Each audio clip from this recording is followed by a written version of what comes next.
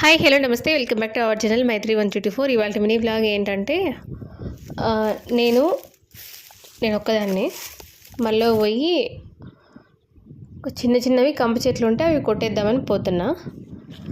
అయితే పట్లర్ కొట్టినారు సైడ్కి మొత్తం, కానీ గెనాల్లో కొట్టారు కదా, ఒకవేళ కొడితే మళ్ళీ గెనాలన్నీ పోతాయి. అందుకు గెనాలకు ఉండే కంప చెట్లు కొడదామని వెళ్ళాను అంతే. చిన్నవి కొన్ని చేతితో బీకేసినాను, కొంచెం బాగా పెరిగినవి వచ్చేసి పారతో కొట్టేసినాను అనమాట.